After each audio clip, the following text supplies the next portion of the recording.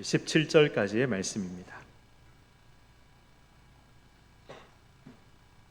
사도행전 18장 12절에서 17절까지의 말씀, 신약 성경 219면에 있습니다. 우리 함께 교독하도록 하겠습니다. 갈리오가 아기야 총독되었을 때에 유대인이 일제히 일어나 바울을 대적하여 법정으로 데리고 가서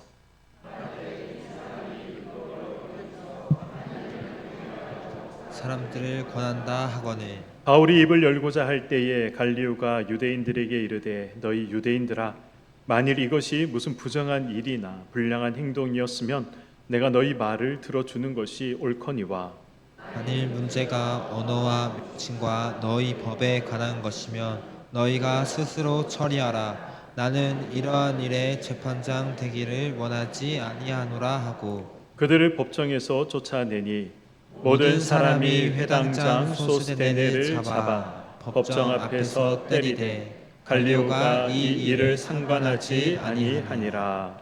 아멘. 요즘은 잘 모르겠지만 제가 이제 대학교 입시를 준비할 때 사자성어 또 고사성어 관련된 문제가 꼭 한 문제는 나왔습니다. 그래서 이제 그것을 대비하기 위해서 제가 지금도 기억나는데요, 책 두께가 이 정도 됐던 것 같습니다. 사자성어, 고사성어 이런 것들을 다 묶어놓은 책인데 그 책을 제가 열심히 보면서 암기했던 그런 기억이 있습니다. 지금 생각하면 한 문제를 위해서 왜 그렇게 두꺼운 책을 달달 암기했나, 다른 걸 했으면 더 좋았을 텐데, 그런 이제 아쉬움도 남긴 하지만 어쨌든 그걸 책을 틈날 때마다 보면서 열심히 공부를 했습니다. 이 사자성어와 고사성어를 제가 공부하면서 한 가지 제가 알게 된 사실이 있습니다. 그게 뭐냐면 이 사람들이 가장 많이 실수하고 사람들이 가장 많이 잘못하는 것, 그럼에도 불구하고 그 실수와 잘못을 고치지 못하는 그런 이 의미의 내용일수록 이런 사자성어, 고사성어들이 많이 있다라는 것입니다. 같은 의미를 또 이제 나타내고 있는 이런 사자성어라 하더라도 또 이 다양한 표현들이 존재한다라는 것도 그때 알게 되었습니다. 대표적인 사자성어가 무엇이 있을까요? 저도 지금도 기억나는 게 작법 자폐라는 자뻑이 아니고요, 작법입니다. 네. 그래서 작법 자폐, 무슨 뜻입니까? 작법, 내가 법을 만들고, 자폐, 내가 폐를 입는다라는 뜻이죠. 나를 위해서 만들어 놓았던 그 법이, 그 법 때문에 내가 피해를 입는다, 해를 입는다, 그런 뜻입니다. 우리 속담에도 비슷한 속담이 있죠. 기억나시는 속담 혹시 있으십니까? 머릿속에 떠오르는 거. 제꾀에 제가 마신다, 제꾀에 제가 넘어진다. 우리가 이런 속담도 있지 않습니까? 이 비슷한 표현들이 뭐가 있을까요? 뭐 자승자박, 자가당착, 뭐 인과응보도 그런 유의 의미가 될 수도 있고, 또 이제 뭐 이 바둑 용어인데 바둑 용어에서 나온 이 자충수, 뭐 이런 것들도 다 이제 같은 의미를 서로 다르게 표현하고 있는 것이죠. 이 의미가 동일한 표현들이 많이 존재하고 있다. 이 의미가 무엇입니까? 사람들이 그만큼 자기께 자기가 빠지는 일이 많다는 것이죠. 그것을 머리로 알고 있지만 나는 해당이 되지 않을 거야 라고 하면서 이 자기께 자기가 파놓은 함정에 빠지는 그런 경우가 많이 있기 때문에 이런 말들이 생겨난 것이 아니겠습니까? 성경에도 이런 표현과 사건들이 많이 등장합니다. 우리가 알고 있는 잠언에도 많이 등장을 하고 있고, 그리고 또 우리가 알고 있는 에스더에서 어떻습니까? 하만이 이 유다 이 족속들을 멸하기 위해서 그래서 이 장궤를 부렸지만 결국 그 장궤 때문에 자기가 죽게 되는 그런 일들, 이것이 성경에 기록되어 있지 않습니까? 오늘 우리가 살펴볼 말씀도 이런 유의 내용입니다. 바울은 고린도를 떠나고자 했습니다. 우리가 지난 시간에 살펴봤습니다. 바울이 고린도를 떠나고자 했던 이유가 무엇입니까? 자기의 말을, 복음을 받는 사람들이 없어서, 그리고 또 그것 때문에 대적하고 비방하는 사람들이 너무나도 많아서, 그래서 그 일로 바울의 마음에 상하고 괴로워서 바울은 이 고린도를 떠나고자 했습니다. 그래서 옷에 먼지를 털어버리고 내가 너희들을 떠나겠다라고 마음먹었던 사람이 바울이었습니다. 그러나 어떻게 됩니까? 하나님께서 환상을 보여주시고 환상 중에 찾아오시면서 내가 이 성 가운데 택한 백성이 많다라고 말씀을 하시죠. 그래서 바울은 하나님께서 택한 백성에게 복음이 증거되기까지, 그래서 하나님의 말씀에 순종하며 그곳에서 1년 6개월을 더 있었습니다. 이것이 우리가 지난 시간에 살펴본 내용이죠. 바울이 고린도에 머무는 이 1년 6개월 동안 있었던 지역은 지금의 이 그리스 중에 이 남쪽에 해당하는 그런 지역이었습니다. 성경은 이 지역의 이름을 이 아가야다라고 말하고 있습니다. 아가야 이 지방에 바울이 머물고 있었던 것이죠. 그런데 이 아가야 지방에 갈리오라는 총독이 새로 부임하게 됩니다. 갈리오, 이 사람은 이 네로 황제, 워낙 유명하니까 다 아시죠.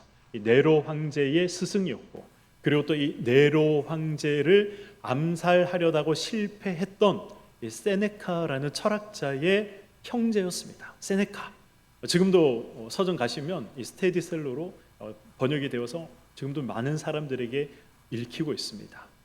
이 세네카의 행복론, 인생론, 이런 책들은 굉장히 유명한 책이죠. 어쨌든 이 세네카와 갈리오는 한 형제였습니다. 참고로 한번 알아두시면 좋을 것 같고요. 이 갈리오가 총독으로 이제 부임한 지 얼마 지나지 않아서 무슨 일이 일어났다라고 성경이 기록하고 있습니다. 오늘 본문 12절의 말씀을 보도록 하겠습니다. 갈리오가 아가야 총독 되었을 때에 유대인이 어떻게 했다라고 말씀하고 있습니까? 일제히 일어나 바울을 대적하여 법정으로 그를 데리고 갔다라고 말씀하고 있습니다.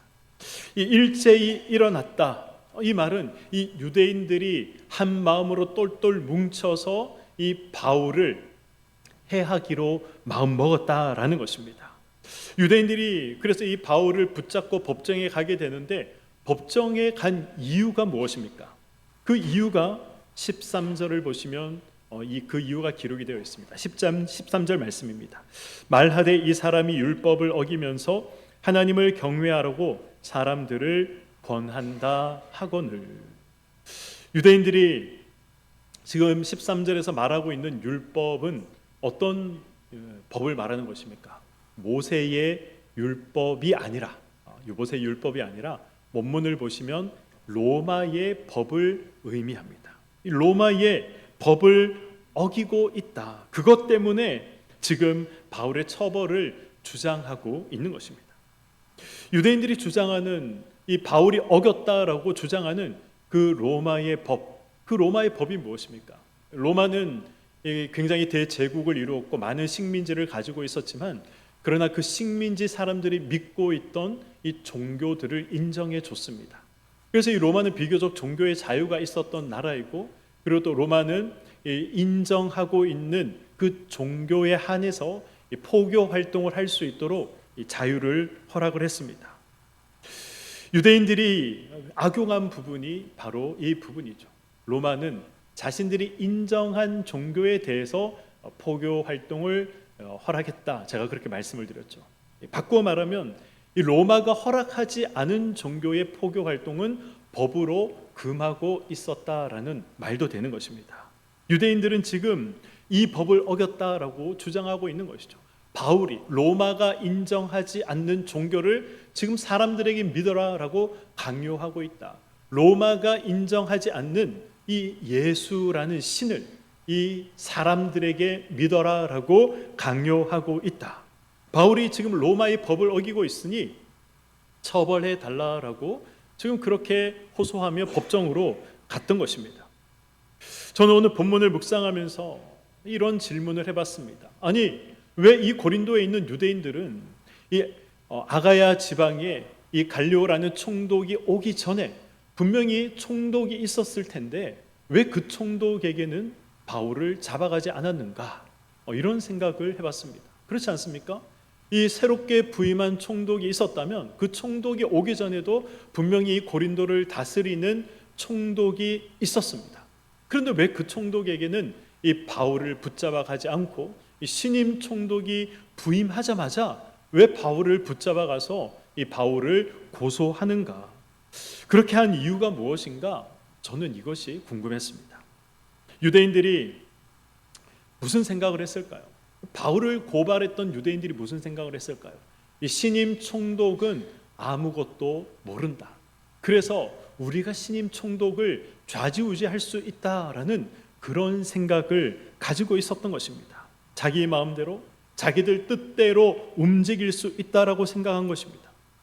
유대인들은 마음에 들지 않는 이 바울을 로마법을 어겼다라는 것으로 포장을 해서 이 총독에게, 이 아가야 지역의 총독에게 데리고 가면 반드시 처벌받게 할 수 있을 것이다라는 그런 확신이 그들 가운데 있었던 것입니다. 유대인들은 새로 부임한 총독에게 바울을 처벌하는 것이 로마를 위한 일입니다. 바울을 처벌하는 것이 로마의 질서를 위한 일입니다. 이렇게 주장하면서 바울을 고소한 것이죠. 그러나 이 유대인들의 본심이 무엇입니까? 자기들의 욕심을 위해서, 자기들의 기득권을 위해서, 자기들의 주장을 위해서, 자기들의 자존심을 위해서 로마를 위하는 척, 황제를 위하는 척, 이 로마의 질서를 위하는 척, 그리고 자신들은 그 질서에 잘 따르는 의로운 사람인 척 하면서 이 악을 선의로 포장해서 바울을 고소하고 고발하고 있는 것입니다. 우리도 이런 경험이 있지 않습니까? 선의인 척, 상대방을 위하는 척, 하나님을 위한 일인 척, 교회를 위한 일인 척, 그렇게 우리가 포장할 때가 있습니다. 그러나 그 내심은 어떻습니까? 전혀 그렇지 않은 것이죠.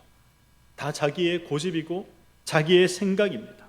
그 어디에도 하나님을 위한 마음을, 행동을 찾아볼 수가 없습니다. 그 어디에도 상대방을 사랑하는 그 마음과 행동을 찾아볼 수가 없습니다.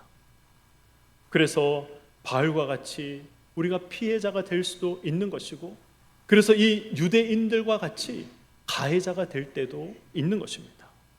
우리는 이런 일들에 조심해야 하는 것이죠. 인간은 인간의 생각과 마음을 사실 알 수가 없습니다. 그래서 우리는 사람에게 속을 수 있고 또 사람을 속일 수 있습니다.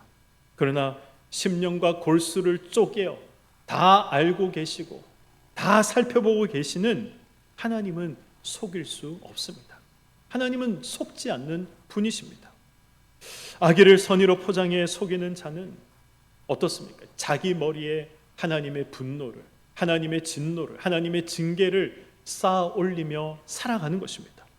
그러나 이 사실을 알고 하나님 앞에 바르게, 하나님 앞에 정직하게 살아가는 사람들은 하나님께 또 은혜를 입는 것이죠. 우리가 이런 일을 당해서 때로는 어려움에 빠질 때도 있습니다. 그 일로 아픔을 겪고 그 일로 억울함을 당하는 자에게 하나님께서 반드시 긍휼을 베푸시고 은혜를 베푸신다라는 사실도 우리는 기억해야 합니다. 이 사실을 어디서 우리가 확인할 수 있습니까? 이런 사실을 14절과 15절에서 확인할 수 있습니다. 14절과 15절의 말씀입니다. 바울이 입을 열고자 할 때에 갈리오가 유대인들에게 이르되 너희 유대인들아, 만일 이것이 무슨 부정한 일이나 불량한 행동이었으면 내가 너희 말을 들어주는 것이 옳거니와, 만일 문제가 언어와 명칭과 너희 법에 관한 것이면 너희가 스스로 처리하라. 나는 이러한 일에 재판장 되기를 원하지 아니하노라 라고 이야기를 합니다. 우리가 지금 이 상황을 이해하기 위해서는 이 로마의 재판이 어떻게 진행되었는가라는 것을 우리가 먼저 알 필요가 있습니다. 이 로마 법정에서는 원고가 고소하면 피고는 이 자신을 변호하는 그런 방법으로, 특별히 이제 변호사가 있었던 것이 아니라 원고가 고소하면 자기 자신이 자기를 변호하는 그런 방법으로 재판이 진행됐습니다. 오늘 이 사건에서 이 원고는 누구이고 피고는 누구입니까? 원고는 이 유대인들이고 피고는 바울이 되는 것이죠. 원고인 유대인들은 이 재판장인 갈리오 총독 앞에서 이 종교적인 문제를 정치적인 문제로, 종교적인 문제를 로마법을 위반한 문제로 포장을 했습니다. 자신들의 악의를 선의로 포장해서 지금 바울을 고소하고 있는 것이죠. 바울의 죄가 무엇이다라고 갈리오 총독 앞에, 재판장 앞에 이야기를 했던 것입니다. 이제 이런 유대인들의 고소가 끝나고 바울이 자신을 변론할 그런 차례가 되었습니다. 그러나 아무도 예상하지 못한 일이 일어난 것이죠. 유대인들도 예상하지 못했고 그 법정에 서 있었던 바울도 예상하지 못한 그런 일이 일어났습니다. 그 일이 무엇입니까? 14절을 보시면 바울이 입을 열고자 할 때 이 재판장인 갈리오가 바울의 변론을 막아섰다라고 성경은 기록하고 있습니다. 갈리오가 바울의 변론을 막아선 이유가 무엇입니까? 바울이 불법을 저지른 일이 없기 때문에 그렇습니다. 이것은 온전히 이 유대교를 믿는 유대인들의 종교적인 문제다라고 생각을 했던 것이죠. 유대인들이 악의를 가지고 이 로마법에 위배되는 문제인 것처럼 그렇게 잘 포장을 했지만, 그러나 어떤 문제 될 만한 일도 갈리오는 발견하지 못했던 것입니다. 15절을 보시면 갈리오가 어떻게 말하고 있습니까? 만일 문제가 이 말의 이 의미가 무엇일까? 그래서 이제 원문을 찾아보니 이런 의미로 해석을 할 수 있었습니다. 너희가 주장하는 그 억지 주장이, 그러니까 지금 유대인들이 주장하는 것이 억지 주장이다라고 이 갈리오가 간파했던 것이죠. 이 말 속에 담겨 있는 뜻이 무엇입니까? 로마의 안정과 로마의 질서를 위한 일이라면 당연히 총독인 내가 나서야 하겠지만, 그러나 지금 이 문제는 유대인 너희들의 억지 주장에 불과하다. 그러니 이것은 내가 판결할 그런 사항도 아니다. 그러니 이 문제를 가지고 다시 돌아가라 라고 말하고 있는 것입니다. 갈리오는 이 악의를 선의로 포장하고 자기들 주장대로 처벌하는 것이 로마를 위한 일인 것처럼 만들어가는 이 유대인들을 향해서 따가운 일침을 놓았던 것입니다. 그래서 이 갈리오는 바울에게 이 변론할 기회조차 주지 않았던 것이죠. 갈리오가 유대인들의 고소는 이 재판거리도 되지 않는다라고 생각을 했습니다. 그러나 유대인들은 이 자기들의 고집을 굽히지 않았습니다. 자기들의 주장을 굽히지 않았습니다. 16절을 보시면 법정에서 쫓아냈다라고 되어 있습니다. 말 그대로 쫓아낸 것입니다. 이 유대인들이 갈리오가 돌아가라 라고 이야기를 했지만 돌아가지 않았습니다. 자신들의 주장, 자신들의 생각을 굽히지 않았습니다. 그래서 이 갈리오는 강제로 그들을 해산시켰던 것입니다. 유대인들이 쫓겨난 후에 어떤 일이 일어납니까? 오늘 본문 17절 말씀을 보도록 하겠습니다.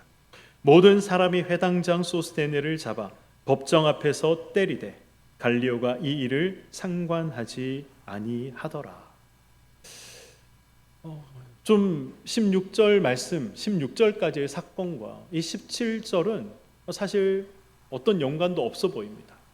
이 생뚱맞아 보이는 그런 내용이 지금 17절에 기록이 되어 있다라고 우리가 생각을 할 수도 있습니다. 우리가 성경이 왜 27절 말씀을 기록했는가라는 사실을 알기 위해서 소스테네라는 사람이 누구인가 알 필요가 있습니다. 소스테네는 성경이 회당장이다라고만 밝히고 있지 그 사람이 어떤 사람이다라는 것에 대해서는 자세하게 기록을 하고 있지 않습니다. 우리가 이런 사실을 통해서 한번 유추를 해본다면 이 고린도에는 많은 회당이 있었고 그 회당 중에 이 한 회당의 회당장이었다라고 생각할 수도 있지만, 그러나 우리가 지난 시간에 바울의 복음을 듣고 이 그리스도가 예수 그리스도를 영접했다라는 이 사건과 우리가 연관지어서 생각해 본다면 어떻게 생각할 수 있습니까? 회당장이었던 이 그리스도가 예수를 믿었기 때문에 더 이상 유대교회 회당의 회당장으로서 역할을 할 수가 없었습니다. 그래서 분명히 내려놓았을 것입니다. 그 뒤를 이어서 누가 회당장이 되었습니까? 바로 이 소스테네라는 사람이 회당장이 되었던 것이죠. 이렇게 우리가 이해하고 해석하는 것이 성경의 저는 문맥을 살펴보고 해석할 때 바른 의미일 것입니다. 회당장 그리스보가 예수를 믿어 회당장의 자리에서 물러났습니다. 그리고 그 뒤를 이어서 소스테네가 회당장이 되었죠. 회당장이 되었던 이 소스테네가 무슨 생각을 했을까요? 지금 유대 사회에서는 분노가 들끓고 있었습니다. 자신들의 회당의 회당장이었던 이 그리스보가 바울의 말을 듣고 예수를 믿어 유대교를 떠나고 회당장의 직을 내려놓은 이 사건은 이 유대 사회에 있어서 굉장히 큰 충격이었고 굉장히 큰 논란거리였습니다. 그래서 이 열성 유대주의자들은 더욱더 바울을 향해서 칼을 갈게 만드는 그런 사건이 될 수밖에 없었던 것이죠.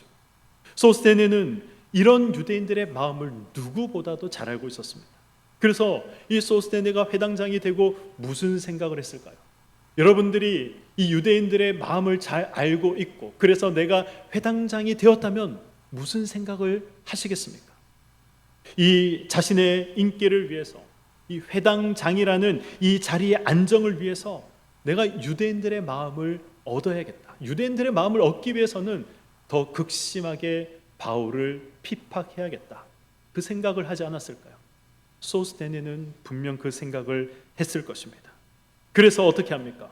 바울이 로마의 법을 어겼다라는 이러한 죄목을 뒤집어 씌우고 그리고 바울을 법정으로 끌고 가는 일에 소스테네가 앞장섰던 것입니다. 마치 마음에 들지 않는 이 예수 그리스도를 십자가에 못 박아 죽이기 위해서 예수가 신성 모독을 했다라는 그 죄명을 뒤집어 씌워 예수를 죽인 대제사장들과 바리새인들과 서기관같이 지금 소스테네가 바로 그 역할을 하고 있는 것입니다. 물론 제가 이렇게 말씀드리면 아니 목사님 성경에 그 어디에도 그런 기록이 없는데 지금 소설을 너무 잘 쓰시는 것 아닙니까? 이렇게 생각하실 분들도 계시리라 생각을 합니다. 그러나 17절 말씀을 보시기 바랍니다. 17절 말씀을 보시면 이 소스테네를 잡아서 구타했던 사람들이 등장하고 있습니다. 누가 구타했다고 합니까? 모든 사람이. 그렇다면 또 의문이 들죠. 17절에 기록하고 있는 이 모든 사람은 도대체 누구를 말하는 것인가? 누구를 말하는 것입니까? 12절을 보시면 일제히 일어나 바울을 대적하여 법정으로 끌고 갔던 그 유대인들을 말하고 있는 것입니다.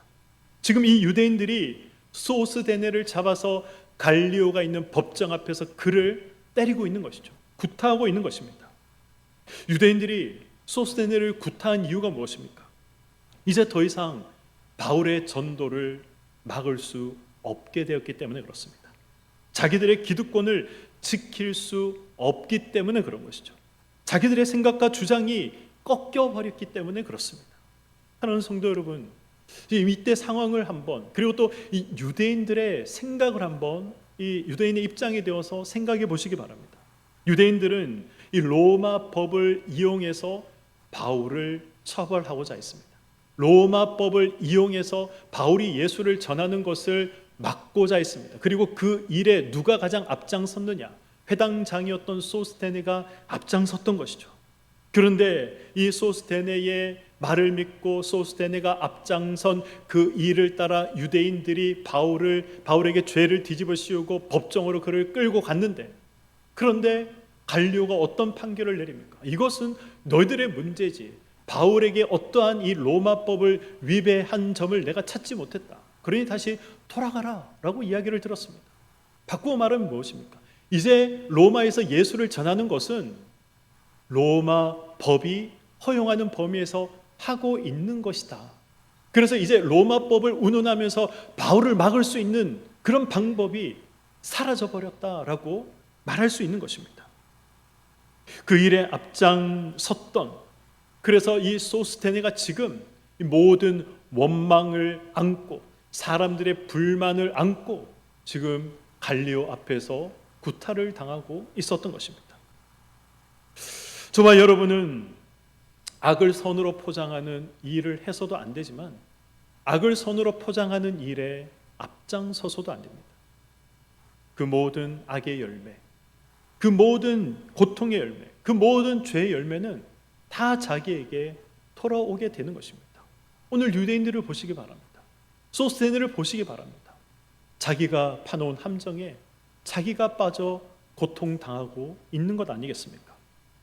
우리는 오늘 사건을 반드시 기억해야 합니다. 자기 마음에 들지 않아서 자기 주장과 생각을 굽히기 싫어서 자기 자리와 기득권을 침해당하는 것 같아서 악으로 선을 포장하지 마시고 사람을 해하는 자리에 서 있지 마시길 바랍니다. 더욱이 그것이 하나님의 사랑과 하나님의 일과 관련된 일이라면 더더욱 그렇게 해서는 안 되는 것이죠. 우리가 그 일에 함께하고 그 일에 앞장선다면 하나님의 진노를 머리에 쌓으며 살아가는 것입니다. 반대로 이런 억울한 일을 혹시 당한 분들이 계십니까? 악의를 감추고 선으로 나에게 다가와서 나를 속인 사람 때문에 그래서 힘든 상황 속에 있고 어려움 상황 가운데 계신 분들이 계십니까? 바울이 입을 열고자 할 때 하나님께서 갈리오를 통해 대신 말씀하셨습니다. 우리가 입을 열고자 할 때, 우리가 이 문제를 해결하고자 할 때 하나님께서 대신 말씀해 주시고 함정과 억울한 상황에서 하나님께서 반드시 벗어나게 하신다는 사실을 우리는 또한 기억할 필요가 있는 것입니다. 저는 개인적으로 오늘 말씀을 준비하면서 14절의 말씀, 이 바울이 입을 열고자 할 때 그때 이 갈리오가 바울의 말을 가로챈 이 부분, 저는 이 부분에서 많은 은혜를 받았습니다. 우리가 아는 바울, 그러니까 일반적으로 알려진 바울은 어떤 사람입니까? 우리가 알고 있는 바울은 어떤 사람이다라고 알고 있습니까? 바울은 말하는 것보다 글 쓰는 것에 능한 사람으로 우리는 알고 있습니다. 그래서 그는 이 말주변이 없는, 말을 잘하지 못하는 그런 사람으로 우리가 알고 있지 않습니까? 그런 바울의 변호를 누가 해야 됩니까? 그런 바울의 변호를 유창하게 말하는 변호사가 변호해 주는 것이 아니라 자기가 변호를 해야 하거든요. 그리고 이 자기가 변호를 하려고 하던 그 찰나에 이 총독이 말을 가르쳤던 것입니다. 제가 만약 바울의 입장이었다면, 그래서 스스로 알지 않습니까? 말에 어눌하다, 이 말을 조리 있게 잘하지 못한다, 이런 것들을 잘 알고 있다면 이제 내가 변호를 해야 되는데 어떻게 해야 될까? 이 저들의 말에 내가 이 논리적으로 변호하지 못하면 예수 전하는 것이 이제 법으로 금지될 상황인데 이 일을 어찌 해야 하나? 저는 심히 걱정했을 것 같습니다. 하나님은 그래서 바울이 입을 열고자 할 때 갈리오가 막아서도록 했던 것이죠. 막아서도록 할 뿐만 아니라 재판장인 갈리오가 지금 바울의 변호인이 되어서 바울 대신 이야기를 하고 있는 것입니다. 그리고 바울에게, 하나님에게 가장 이 유리한 방향으로 판결을 내렸던 것이죠. 그래서 하나님께서 일하시는 방법은 우리의 상상을 초월하고 우리의 예상을 뛰어넘는 방법으로 하나님께서 일하신다라는 사실을 우리 오늘 본문을 통해서 다시 확인할 수 있는 것입니다. 한 가지 우리가 확인하고 넘어가야 하는 것은 이 유대인들이 일제히 일어나서 바울을 대적한 이 일이 어떤 일 다음에 있었는가 하는 것입니다. 지금 바울을 붙잡아서 법정으로 끌고 갔던 이 사건 앞에 무슨 사건이 있었습니까? 9절을 보시면 이 하나님께서 환상 중에 바울에게 나타나서 말씀하시는 그 사건이 있습니다. 바로 그 사건 후에 이 내용이 기록이 되어 있는 것이죠. 물론 바울이 환상을 보며 하나님의 음성을 들었던 이 사건과 그리고 오늘 이 아가야 지방의 갈리오라는 총독이 부임한 이 사건 사이에 얼마의 시간이 있었는지, 얼마의 공백이 있었는지 우리는 알지 못합니다. 그러나 중요한 것은 하나님께서 환상을 보여주시고 하나님의 말씀을 하나님께서 하신 후에 이어서 바로 이 사건을 성경이 두고 있다라는 사실입니다. 우리가 이것을 통해서 알아야 하고 기억할 일이 무엇입니까? 하나님께서 환상을 보여주시고 음성을 듣게 하셨으니 바울의 삶이 순탄할 것이다. 바울의 삶 가운데 놀라운 일들만 일어날 것이다. 우리가 생각할 수 있지만 그렇지 않다는 것입니다. 우리는 이런 사실을 통해 기억해야 합니다. 하나님께서 역사하시고 하나님께서 일하실 그때에 사탄도 함께 역사한다는 것입니다. 하나님이 큰 은혜를 부어주시고자 할 그때에 사탄도 그 어느 때보다 강력하고 강렬하게 일한다는 사실입니다. 그리고 우리가 이 사탄의 도구가 되어서는 안 되죠.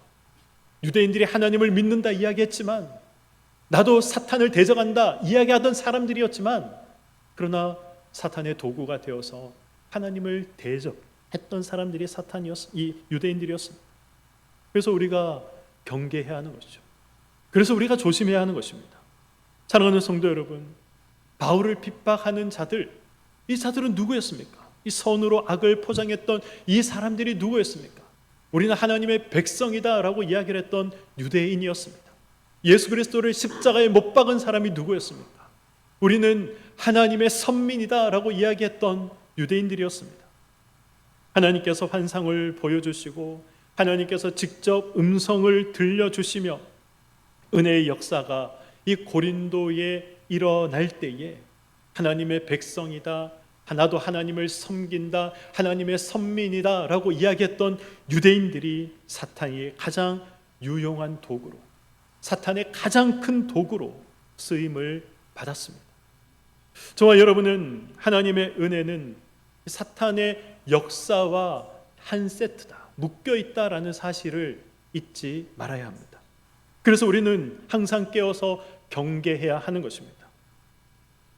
그래서 저는 요즘 그 어느 때보다 경계하고 있고 조심하고 있습니다.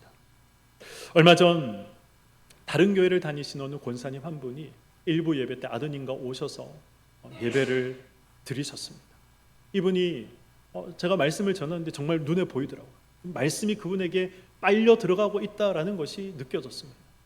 그리고 이분이 연락이 왔습니다. 목사님, 예배를 통해서, 말씀을 통해서 제가 큰 은혜를 받았습니다. 많은 위로를 받았습니다. 기도 중에 하나님께서 저에게 이 교회 리모델링을 하는데 헌금을 하라라고 말씀을 하셔서 제가 약수하지만 헌금을 하고 싶습니다 라고 연락이 오신 적이 있습니다. 지난 금요 철야 때는 이 낯선 분들이 우리 교회 철야 예배에 참석하셨습니다. 그리고 이분들이 철야가 끝나고 돌아가시면서 이런 말씀들을 하시더라고요. 요즘 이렇게 뜨겁게 기도하는 교회를 찾기가 힘든데 함께 뜨겁게 기도해서 너무 좋았다, 은혜가 되었다, 이렇게 말씀을 하시더라고요. 사실 그 말씀을 들으면서 감사하기도 했지만 한편으로는 마음이 좋지 않았습니다.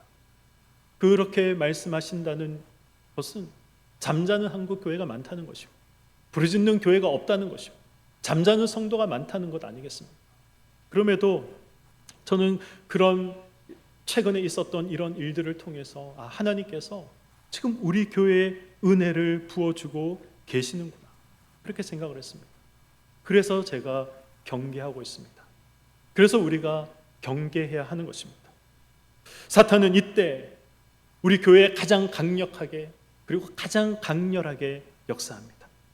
잠자는 자들이 깨어날 때, 그리고 하나님의 역사를 이루어 나가시고자 할 그때에 사탄이 일하는 것입니다. 지금이 바로 그 시기라는 사실을 저와 여러분은 잊어서 안 됩니다. 그래서 우리가 생각하는 생각과 말들과 행동에 있어서 우리가 내뱉기 전에, 행동하기 전에 다시 한번 생각해야 됩니다. 나의 이 행동이, 나의 이 말이 사탄의 도구로 쓰임받는 것은 아닌가? 과연 하나님께서 원하시는 행동이고 말인가? 우리가 먼저 생각할 필요가 있는 것이죠. 내가 복음의 걸림이 되지 않도록, 내가 사탄의 도구가 되지 않도록 경계해야 하는 것입니다. 말씀을 맺도록 하겠습니다.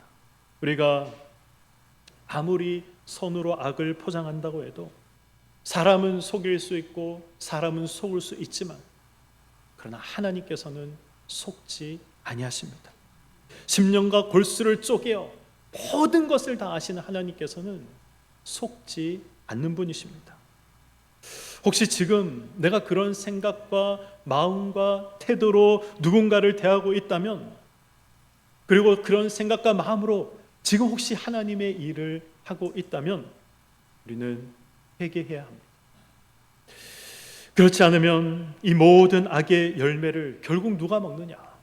결국 내가 먹는 것입니다. 지난 금요철야 때 회개에 대해서 말씀을 드렸습니다. 마음에 찔리는 것으로 끝나면 회개가 아닙니다. 단순히 입술로 고백한다고 해서 하나님 잘못했습니다 라고 해서 하나님 회개합니다 라고 해서 회개가 아닙니다. 이스라엘 백성들이 어떻습니까? 우상을 섬긴 것 때문에 하나님이 진노하셔서 벌을 받고 있을 때 하나님 회개합니다 라고 이야기를 했지만 하나님께서 그 이스라엘 백성들을 향해서 내가 다시는 너희들을 구원하지 않겠다라고 말씀하셨습니다. 회개에 합당한 삶의 변화, 회개에 합당한 행동의 변화가 그들에게 없었기 때문에 그렇습니다. 회개합니다라고 말하면 그 회개에 합당한 삶의 변화와 행동의 변화가 반드시 있어야 하는 것이죠. 이스라엘은 말뿐인 회개였습니다. 그러나 그 이후에 그들이 우상을 버리고 하나님 앞에 나아갔을 때 하나님께서 어떻게 하십니까? 애타는 심정으로 그들의 회개를 받으시고 그들을 어려운 가운데 건져내어 주셨습니다. 우리는 이런 회개가 우리 가운데 있어야 하는 것이죠. 아기를 선으로 포장한 사람들 때문에 어려움을 겪고 계시는 분들이 혹시 이 자리에 계십니까? 하나님께서 자기 꾀에 자기가 빠지도록 반드시 만드십니다. 하나님께서 부끄러움 당하고 자기가 판 함정에 자기가 빠지도록 하나님이 반드시 만들어 가십니다. 하나님께서 일하실 때까지 힘들고 어렵지만 조금 더 기다리시고 조금 더 인내하시고 더욱더 하나님을 가까이 하시는 삶이 되기를 원합니다. 무엇보다 하나님 은혜와 사탄의 역사는 한 세트다라는 것을 우리가 잊지 말아야 할 것입니다. 내가 이 작은 일에도 조그만 일에도 사탄의 도구로 쓰임받지 않기를 깨어서 기도하십시오. 사탄에게 쓰임받는 일이 없도록 경계하고 겸손하고 정결한 마음으로 하나님께 나아가기를 원합니다. 그래서 우리 교회가 하나님께서 마음껏 일하시고 하나님께서 마음껏 역사하시는 하나님의 교회가 되기를, 여러분의 삶이 되기를 주님의 이름으로 간절히 축원드립니다. 아멘.